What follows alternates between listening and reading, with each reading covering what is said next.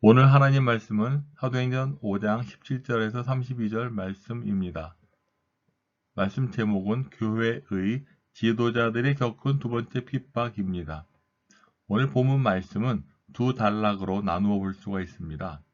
먼저 5장 17절에서 21절 상반절에서는 교회의 평화로운 복음 증거가 오래가지 못했음을 보여주고 있습니다. 그 이유는 사도들에 대한 핍박과 죽음의 압력 때문이었습니다. 사도행전 5장 17절을 보면 첫 번째 핍박을 우리는 찾아볼 수가 있습니다.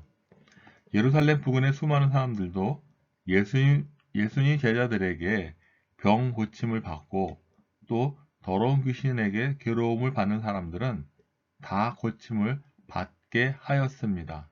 제자들은 생명의 말씀을 백성들에게 전했습니다. 이를 본 대제사장과 그와 함께 하는 사람들, 즉 사두개인의 당파 사람들이 마음에 시기가 가득하여 다시는 복음을 증거하지 말라고 협박을 하고 또 핍박을 가했습니다. 누구에게요? 바로 생명의 말씀을 전하는 제자들과 그 사도들에게 말입니다. 그러나 예수님의 제자들은 협박을 무시하고 계속 복음을 전하는 것을 보여줌으로써 대제사장과 사두개인의 당파 사람들은 더욱 화가 났습니다. 17절에서는 마음의 시기가 가득하여 일어나서 라고 기록하고 있습니다. 이들은 대제사장과 그와 함께 있는 사람, 즉 사두개인의 당파 사람들입니다. 사도들을 체포하여 옥에 가두고 공회를 소집하는 동안 사도들은 주의 천사의 도움으로 감옥을 나와 성전에서 백성들을 계속 가르쳤습니다. 주의 천사란 특별한 역할을 하는 천사를 가리키고 있습니다. 21절 하반절에서 27절까지 볼 수 있듯이 공회와 이스라엘 족속의 원로들을 다 모으고 소집하는 것은 합법적으로 사도들을 처형하기 위함이었습니다. 그러나 재판을 받을 사도들은 감옥에 없었습니다. 왜냐하면 감옥 문이 든든히 잠겼는데도 불구하고 또한 지키는 사람들이 문에 서 있었음에도 불구하고 그들은 감옥 문을 열고 보았지만 그 안에 있던 사도들이 보이지 않았습니다. 제자들이 성전에서 가르치는 것을 보고 성전 맡은 자와 제사장들은 이렇게 말을 하였습니다. 의혹하여 이 일이 어찌 될까라고 말이죠. 이 말은 당황하여 어쩔 줄 모를 상태를 가리키고 있습니다. 사도행전에는 사도들이 옥에 갇힌 사건이 여러 차례 나옵니다.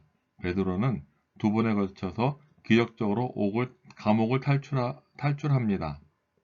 또 바울도 빌립보 감옥에서 탈출할 수 있는 기회가 있었습니다. 하지만 바울은 탈출하지 않고 도리어 전도의 기회로 삼은 것입니다. 예루살렘에 간 바울은 그곳에서 몇 년간 투옥이 되었습니다. 하지만 이 또한 전도의 기회가 되었습니다. 사도행전에 기록된 사도들의 투옥은 표면적으로는 복음 전파를 가로막는 위기의 상황이었지만 도리어 복음이 힘있게 전도되는 계기가 되곤 하였습니다. 사도들은 하나님의 이적으로 감옥을 나와 백성들에게 생명의 말씀을 전하였다고 합니다. 하지만 결국 공회 앞으로 붙들려 가게 됩니다.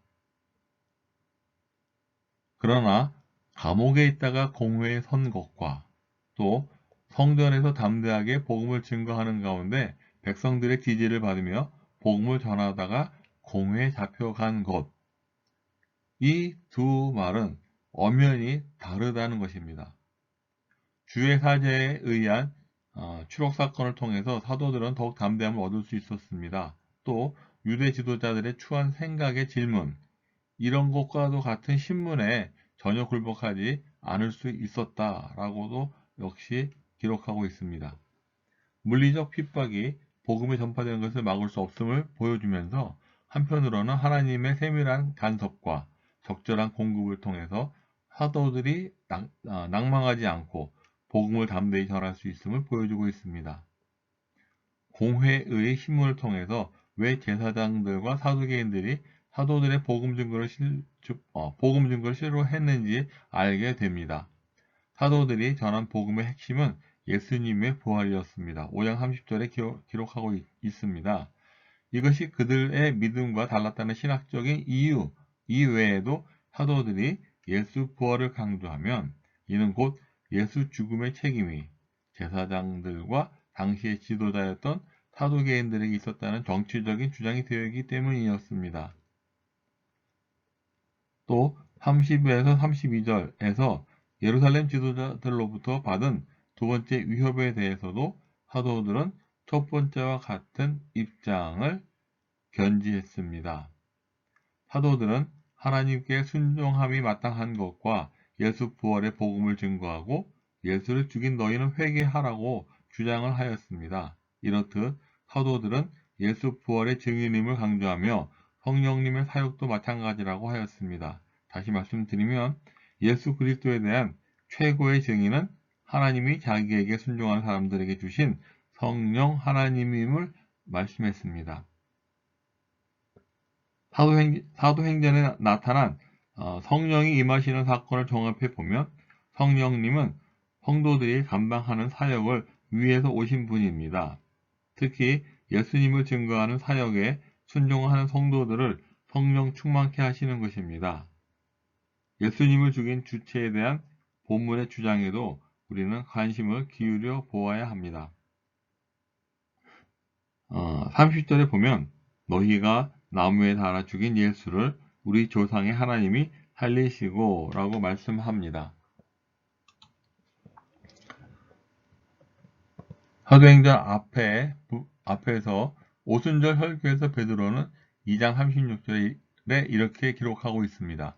그런즉 이스라엘 온 집은 확실히 알지니 너희가 십자가에 못 박은 이 예수를 하나님이 주와 그리스도가 되게 하셨느니라 하니라. 아멘. 이스라엘의 온 집이 예수를 십자가에 못 박았다고 합니다. 즉 유대의 지도자들 또 예루살렘의 거민들 성지 순례를 온 헬라계 유대인들 그리고 사도들까지 포함된 포괄적 용어입니다. 또 1차 체포 중에 유대 지도자들을 위하여 한 설교에서는 거침없이 2장 36절에 이렇게 기록하고 있습니다.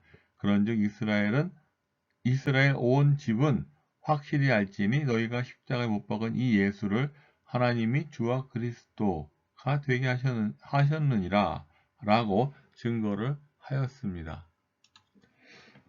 본문에서 특이한 것은 그를 오른손으로 높이사 임금과 구주를 삼으셨다. 31절 말씀인데요. 여기서 다시 본문을 읽어보면 이스라엘에게 회개함과 죄사함을 주시려고 그를 오른손으로 높이사 임금과 구주로 삼으셨느니라. 이는 예수님의 신분에 관한 선언입니다. 임금은 지도자란 의미입니다. 그런데 실제로 본문은 예수님을 높이신 하나님을 강조하고 있다라고 말씀드릴 수 있습니다. 하나님은 예수님을 죽은 자 가운데서 살리셨고 그분을 구세주로 높이 올리셨습니다. 베드로의 이곳 설교는 하나님이 모든 일의 실제적 주체이심을 보여주고 있습니다. 하나님께 순종을 강조함으로 시작하고 또한 끝이 납니다. 이는 복음의 전파가 결코 쉽게 이루어지는 것이 아니며 더불어 핍박이 복음 전파를 절대 방해할 수 없음을 잘 보여주고 있습니다. 끝으로 성경에서 말하는 하나님의 마음과 주님이 십자가에서 달리시기까지 고난을 당하신 까닭을 되짚어 보기를 원합니다. 그는 그리스도시요 하나님의 아들이십니다. 우리는 이 말씀을 늘 암송하고 있습니다. 왜요? 예수님을 인정하는 말씀이기 때문입니다. 그런데 그의 고난과 죽음은 결코 값싼 희생이 아닙니다. 그 희생으로 어마어마한 우리의 죗값을 치르신 분입니다. 그런데도 우리는 그건 그거고 내 사정은 내 사정이다 라고 말합니다. 그 뜻은 무엇을 말하고 있습니까? 예수님이 내 죄를 용서해 주신 것은 감사한데 내 일은 끝까지 내 일이다 라며 고집하고 있습니다. 나에 대해 어떤 것도 용납을 못하는 것입니다. 또한 인정을 하지 않습니다. 주님은 나에게 십자가에서 피를 쏟으시며 아낌없이 주셨는데도 말이지요. 그의 사랑으로 나의 죄를 덮으셨습니다. 그의 고난이 나와 아무 상관이 없습니까? 오죽하면 사탄과 귀신들이 대제사장과 유대인들을 동원해서까지 예수님을 죽이려 했고 제자들을 핍박하면서 죽음을 각오하게 압박을 했겠습니까? 하나님께서는 우리의 연약함을 아시고 성령 하나님을 보내주셔서 담대함으로 사탄과 마귀를 대적할 수 있게 도와주십니다. 사랑을 내가 하는 것으로 알았는데 사랑장을 보니 내가 할 수 있는 것이 아무것도 없었습니다. 내가 하려고 하면 아무것도 안 되는 것입니다. 내가 없으니까 사랑이 됩니다. 그 말씀이 무슨 뜻입니까? 사랑이 누구십니까? 하나님이십니다. 하나님이 사랑하시기 때문에 사랑하는 것입니다. 결코 나는 사랑할 수 없는 사랑이 안 되는 존재라는 것을 고린도전서 13장 1절로 3절에서 말씀하고 있습니다. 우리는 내가 하는 모든 것이 가능하다라고 말합니다. 그러나 성경은 내가 없을 때 사랑하게 된다라고 말씀하고 있지요. 고린도전서 13장 4절 말씀을 보면 사랑은 오래 참고 사랑은 온유하며 시기하지 아니하며 사랑은 자랑하지 아니하며 교만하지 아니하며 이렇듯이 내가라는 단어가 빠진 상태에서 사랑은 오래 참고 사랑은 온유하다라고 설명하고 있습니다. 반면에 13장 1절에서 보면 내가 사람의 방언과 천사의 말을 할지라도 사랑이 없으면 소리나는 구리와 울리는 꽹과리가 되고 내가 예언하는 능력이 있어 모든 비밀과 모든 지식을 알고 또 산을 옮길 만한 모든 믿음이 있을지라도 사랑이 없으면 내가 아무것도 아니요. 또 내가 내게 있는 모든 것을 구제하고 또 내 몸을 불사르게 내어줄지라도 사랑이 없으면 내게 아무 유익이 없다. 이 말씀처럼 내가 할 수 있는 것이 없다는 것입니다. 오늘 말씀을 묵상하면서 예수님이 하나님이시라는 것과 우리의 그리스도 되신다는 것, 이로 인해서 세상은 예수님을 인정하려 하지 않고 오직 죽이고 인정하지 않는 것만이 방해하고 복음이 중단되는 일만이 오늘 당면한 그들의 과제가 되었다는 것입니다. 그래서 하나님께서는 우리의 삶의 주인 되어주시고 인도자 되어주시며 구원자 되어주셨습니다.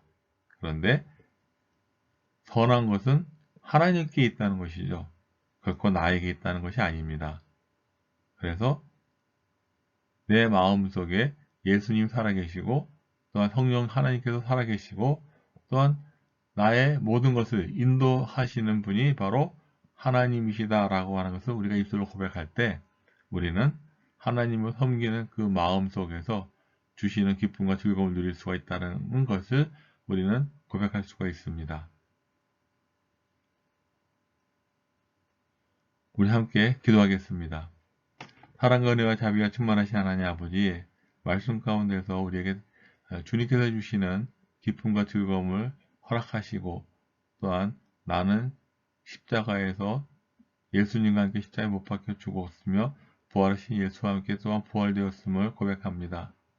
그래서 예수님만이 내 안에서 흥하시고 또한 나는 쇠하다는 것을 고백할 수 있도록 믿음 위에 믿음의 복을 더하여 주옵시고 함께하여 주옵소서. 온전히 주님 앞에 모든 것을 의지합니다. 오로지 사랑이 내 안에서 있을 때에 그 사랑을 한다는 것을 하나님이 사랑하신다는 것을 우리는 알 수가 있습니다. 그러나 내가 무엇을 할 것이다 라고 생각한다는 것은 커다란 잘못인 것을 또한 말씀하셨습니다. 그러므로 하나님 영광 받으시고 내 안에 살아계셔서 나를 인도해 주시옵소서. 예수님의 이름으로 감사하며 기도드렸습니다. 아멘.